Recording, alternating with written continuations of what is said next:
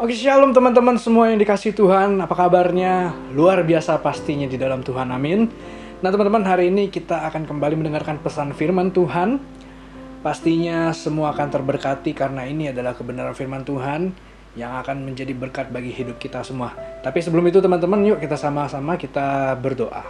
Mari kita berdoa. Kami mengucap syukur Tuhan buat hari yang indah ini. Kami boleh mendengarkan firman-Mu lagi ya Bapa. Kami rindu selalu Tuhan akan kebenaran firman-Mu. Karena firman-Mu lah yang hidup, yang memberkati kami, yang mengubahkan juga hidup kami Tuhan. Terima kasih Bapa, kami siap diberkati.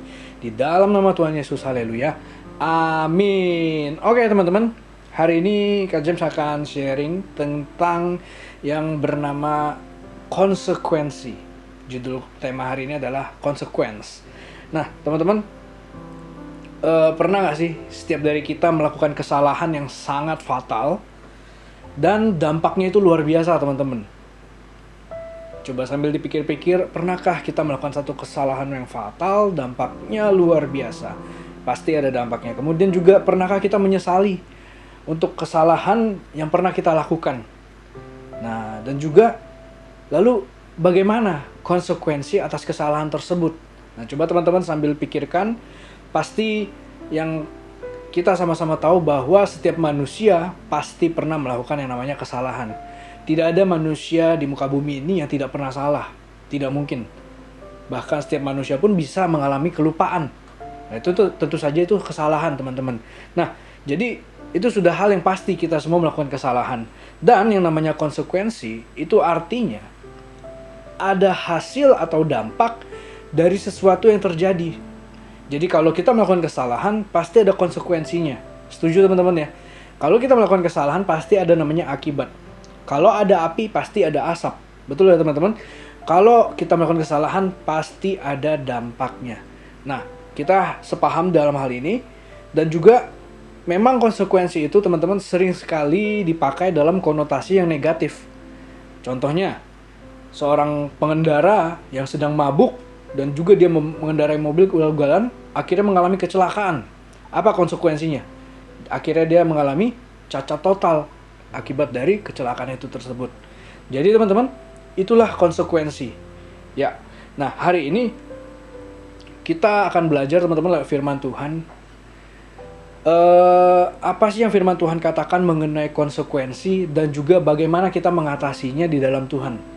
Nah, oleh karena itu, Kak James akan ajak teman-teman semua untuk baca firman Tuhan di dalam 1 Tawarik pasal yang ke-21. Nah, satu pasal ini teman-teman sangat menarik karena pasal ini berkisah tentang Raja Daud yang melakukan kesalahan atas umat Israel, tentu terhadap Tuhan kesalahannya, namun dampaknya teman-teman, itu dampaknya sangat luar biasa bagi bangsa Israel. Nah, kita akan baca sama-sama dari ayat yang pertama. Iblis bangkit melawan orang Israel dan ia membujuk Daud untuk menghitung orang Israel. Ayat kedua, lalu berkatalah Daud kepada Yoab dan kepada para pemuka rakyat.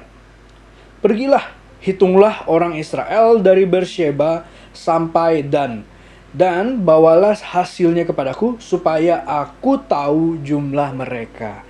Nah teman-teman, ayat pertama katakan iblis membujuk Daud untuk menghitung orang Israel. Mungkin teman-teman berpikir what's the big deal untuk menghitung orang, apa yang salah? Nah, kita sama-sama belajar teman-teman. Jadi, tindakan Daud ini ternyata dinilai Tuhan sebagai kejahatan. Sebab, perhatikan teman-teman, bangsa Israel itu milik Allah dan bukan milik Daud. Andai pun harus dilakukan sensus penghitungan penduduk, maka itu harus dilakukan atas perintah Allah. Nah, jadi teman-teman, ada dua hal alasan kenapa Tuhan memandang tindakan Daud ini sebagai kejahatan. Yang pertama ya, ini alasannya teman-teman. Dalam budaya Israel kuno, menganut paham bahwa hanya si pemiliklah yang boleh menghitung harta bendanya. Jadi kalau teman-teman yang merupakan seorang pemilik dari harta benda, maka teman-teman boleh menghitungnya. Mungkin zaman sekarang pun kita juga menganut paham seperti itu. Siapa yang punya rekening tersebut, dia boleh tahu saldonya. Betul nggak? Dia yang berhak tahu saldonya. Tapi kalau dia bukan pemilik rekening tersebut, dia tidak boleh menghitung saldo tersebut. Nah, itu yang pertama. Jadi, siapa pemiliknya, dialah yang berhak menghitungnya. Tadi kita juga belajar bahwa bangsa Israel ini bukan milik Daud, tapi milik Tuhan. Itu yang pertama. Lalu yang kedua, teman-teman, yang dipandang Tuhan sebagai kejahatan, yaitu karena di dalam Keluaran pasal 30 ayat 12. Di sini dikatakan, teman-teman, bahwa kalau kita mau menghitung penduduk, itu harus disertai dengan uang pendamaian. Jadi, orang-orang itu harus membawa uang untuk persembahan kepada Tuhan. Nah, di sini Kak James sederhanakan saja. Penghitungan penduduk dalam Keluaran pasal 30 ayat 12 ini sifatnya sakral, teman-teman. Artinya sifatnya suci. Dan harus atas perintahnya Tuhan. Nah, jadi kita sama-sama tahu bahwa tindakan Daud menghitung seluruh rakyat Israel pada saat itu adalah tindakan yang tidak baik dilakukan. Dan tentu saja di ayat 3, 1 Tawarik 21 ayat 3, di sini dikatakan, lalu berkatalah Yoab. Yoab ini, teman-teman, itu adalah panglimanya Daud, panglima tentaranya Daud. Tadi Daud suruh Yoab untuk menghitung rakyat Israel. Lalu Yoab berkata apa? Kiranya Tuhan menambahi rakyatnya 100 kali lipat daripada yang ada sekarang. Ya Tuanku Raja, bukankah mereka sekalian hamba-hamba Tuanku?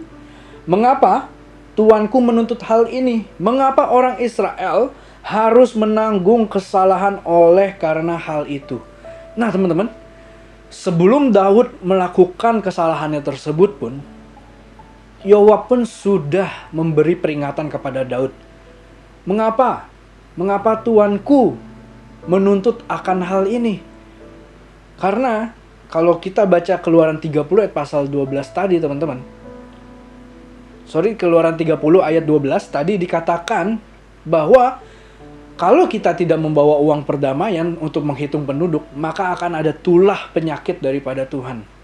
Firman Tuhan sudah jelas mengatakan ini tidak boleh sembarangan, teman-teman. Makanya Yoab memberikan peringatan. Ini artinya apa, teman-teman? Artinya, Tuhan juga mengawasi setiap tindakan kita, teman-teman. Sebelum kita melakukan kesalahan, Tuhan bisa memakai segala cara untuk memperingatkan kita. Hey, jangan lakukan itu. Ingat firman Tuhan katakan apa. Nah, jadi Tuhan itu tidak akan membiarkan kita dengan begitu saja dicobai, teman-teman. Jadi, teman-teman, hari ini kita juga belajar bahwa ayo coba waspada akan apa yang akan kita lakukan. Jangan sampai sudah ada peringatan tapi kita mengabaikannya atau kita tidak tahu akan peringatan tersebut, teman-teman. Oke? Nah, akhirnya dari cerita ini, singkat saja teman-teman, ayat berikutnya dikatakan bahwa akhirnya terhitung sebanyak 1.100.000 orang Israel dan juga 470.000 orang Yehuda yang bisa memegang pedang. Artinya ada sekitar 1.500-an orang, teman-teman, ini yang mereka bisa berperang. Nah, satu persoalan lagi, teman-teman, yang dipandang Tuhan sebagai kejahatan, yaitu apa? Daud ingin menghitung pasukannya, yaitu karena dia ingin tahu kekuatannya. Nah, disinilah, teman-teman, Daud ada rasa kesombongan dalam dirinya. Dia ingin tahu seberapa kuat dirinya. Ternyata dia punya pasukan yang begitu banyak. Sedangkan harusnya Daud tidak perlu menghitung pasukannya dan cukup bersandar kepada Tuhan yang telah menolongnya dalam peperangan-peperangan sebelumnya, yang telah menolongnya dalam segala perkara yang ia alami. Nah, di sini Daud, tapi dia tergoda untuk menghitung pasukannya. Dia ingin tahu seberapa besar kekuatannya. Inilah kesombongan Daud, teman-teman. Nah, apa yang terjadi kemudian dari kesalahan Daud ini? Dimulai dari ayat yang ke-7, teman-teman. Tetapi hal itu jahat di mata Allah, sebab itu dihajarnya orang Israel. Tuhan marah, Tuhan akhirnya menghajar orang Israel. Lalu berkatalah Daud kepada Allah. Perhatikan, teman-teman.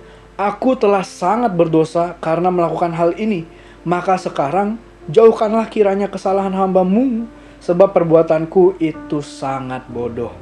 Inilah respon Daud ketika dia melakukan kesalahan. Dia tahu akibatnya. Dan inilah responnya. Dia respon apa, teman-teman? Dia langsung mengakui kesalahannya. Dia menunjukkan sikap yang begitu menyesal. Dia sangat menyesal dan dia meminta mohon ampun kepada Tuhan. Akibat kesalahan Daud ini teman-teman, di ayat 14 dikatakan, jadi Tuhan mendatangkan penyakit sampar kepada orang Israel, maka tewaslah dari orang Israel 70.000 orang. Wow, luar biasa. Kesalahan satu orang, kesalahan seorang Daud mengakibatkan 70.000 orang Israel meninggal saat itu juga karena penyakit sampar. Disinilah kita belajar teman-teman. Jangan sekali-sekali menyepelekan kesalahan sekecil apapun teman-teman. Mungkin hal ini sepele di mata kita, tapi kita tidak pernah tahu di balik itu apa yang akan kita hadapi teman-teman. Konsekuensi itu jangan kita bermain-main dengannya. Jangan kita bermain-main dengan konsekuensi teman-teman, itu berbahaya sekali. Ketika 70.000 orang sudah meninggal, disinilah Daud berkata kepada Allah di ayat 17, Bukankah aku ini yang menyuruh menghitung rakyat, dan aku sendirilah yang telah berdosa dan yang melakukan kejahatan. Tetapi domba-domba ini, maksudnya rakyat Israel teman-teman, apakah yang dilakukan mereka? Ya Tuhan Allahku, biarlah kiranya tanganmu menimpa aku dan kaum keluargaku, tetapi jangan tulah menimpa umatmu. Di sini Daud begitu menyesal sampai dia katakan apa? Tuhan, hukum saja aku, hukum saja keluargaku, tapi jangan umatmu Tuhan. Di sini Daud sangat bertanggung jawab. Dia sadar akhirnya betapa besar kesalahan yang ia lakukan. Inilah sikap Daud ketika dia tahu dia berbuat salah, dia bertanggung jawab. Nah teman-teman, lalu bagaimana dengan akhir cerita ini? Kita lanjut lagi ya teman-teman, di ayat 22. Setelah kejadian itu teman-teman, ada malaikat Tuhan muncul. Malaikat Tuhan ini muncul setelah penyakit sampar itu, dan malaikat ini menghunuskan pedang dengan perintah Tuhan bahwa nanti dia akan menghukum bangsa Israel. Mungkin lebih banyak lagi yang meninggal oleh karena malaikat ini. Jadi pada saat ada malaikat itu teman-teman, semua orang ketakutan luar biasa. Sampai Daud dan seluruh pasukan itu sujud di hadapan malaikat tersebut. Akhirnya Tuhan memiliki kemurahan hati teman-teman. Tuhan masih bermurah hati dan ia menyuruh malaikat itu stop, berhenti. Jangan lakukan pembalasan ini, jangan lakukan hukuman ini. Lalu di situ teman-teman, di ayat 22, Daud bertemu dengan seseorang bernama Ornan. Siapakah dia teman-teman? Dalam ayat 22 dikatakan,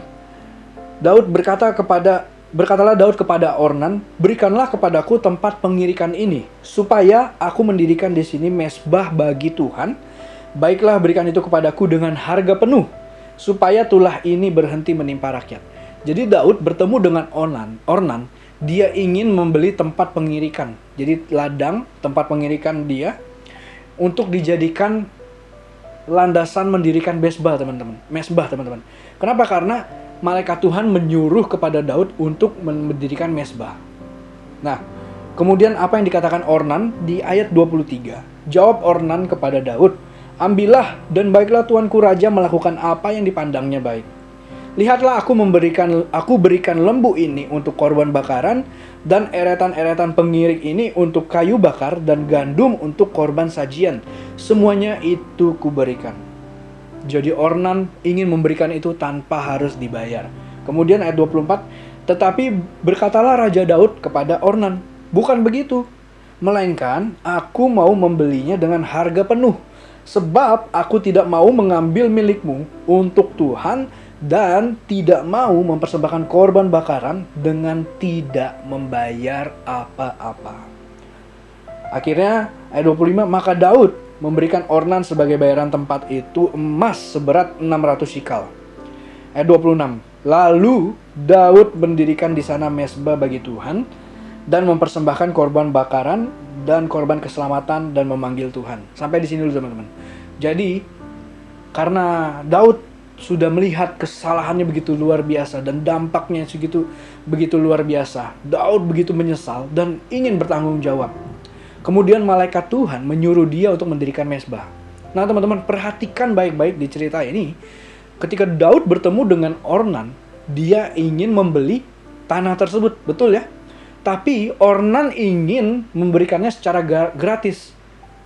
Mungkin dalam pikiran Ornan, udah ambil aja raja. Yang penting rakyat Israel bisa selamat. Saya rela korbankan ini. Berarti Ornan juga ingin mempersembahkan korban buat Tuhan.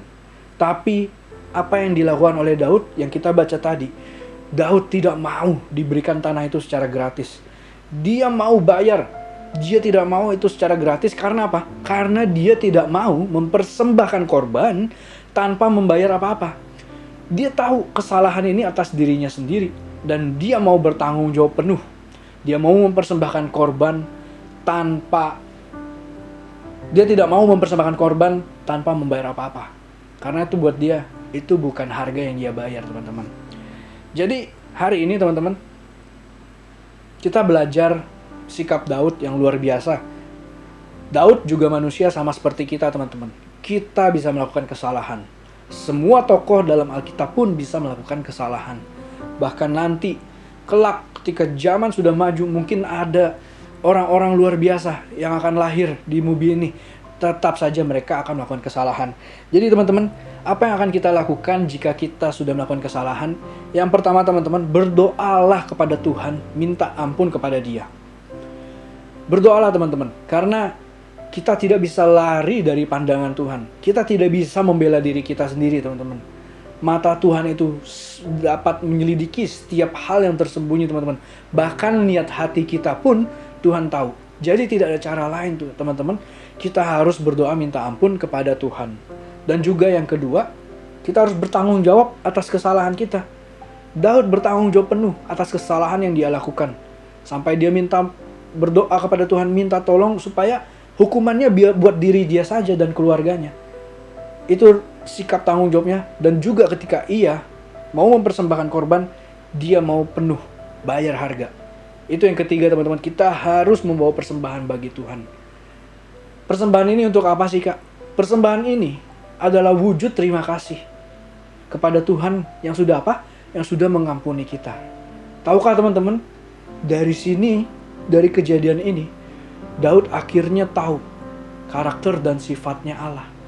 Allah yang maha tinggi, yang berkuasa, yang punya otoritas penuh. Tapi dia juga Allah yang maha pengampun. Allah, dia sanggup mengampuni setiap kesalahan-kesalahan kita, teman-teman. Jadi, mari teman-teman, kalau engkau melakukan kesalahan, kalau kita semua melakukan kesalahan, ayo berdoa minta ampun, bertanggung jawab atas kesalahan kita, dan juga kita membawa persembahan bagi Tuhan. Di akhir cerita ini, teman-teman, ketika Daud sudah mendirikan mezbah itu, di ayat 26, dikatakan apa? Maka Tuhan menjawab dia. Tuhan menjawab doa yang Daud naikkan lewat mezbah itu dengan apa? Dengan menurunkan api dari langit ke atas mezbah korban bakaran itu. Wow. Sebelum Nabi Elia menurunkan api dari langit, Raja Daud sudah menurunkan api dari langit, teman-teman. Inilah korban yang berkenan di mata Tuhan. Yaitu apa? Dari hati kita, teman-teman. Dari kesungguhan hati kita. Kita tidak boleh anggap ini sepele. Kita tidak boleh memperkecil masalah kita. Dan kita minta ampun dengan main-main. Tidak bisa, teman-teman. Tapi kita harus bersungguh-sungguh. Dan tentunya setelah kita melewati masa-masa ini, kita harus bertobat, teman-teman. Kita harus tinggalkan kesalahan kita. Kita harus ubah diri kita.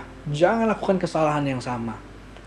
Oke teman-teman, itulah yang ingin Kak James sampaikan hari ini. Kiranya jadi berkat bagi kita semua. Karena Kak James percaya kedepannya pun di saat kita melakukan kesalahan, Tuhan bisa mengampuni kita, teman-teman. Meskipun konsekuensinya berat, tapi kita masih sanggup bertanggung jawab. Oke, itu aja teman-teman. Kalau begitu Kak James ingin berdoa bagi teman-teman semua atas firman yang sudah kita dengar ini. Mari kita berdoa. Tuhan, terima kasih buat firman hari ini ya Bapak. Kami belajar tentang arti konsekuensi Tuhan. Kami tahu Tuhan dalam setiap kejadian hidup kami, apa yang kami lakukan, itu selalu ada dampak dan akibatnya. Begitu juga Tuhan dengan setiap kesalahan-kesalahan kami. Pertama-tama Tuhan, kami mohon ampun untuk setiap kesalahan kami Tuhan. Kami manusia masih jauh dari sempurna.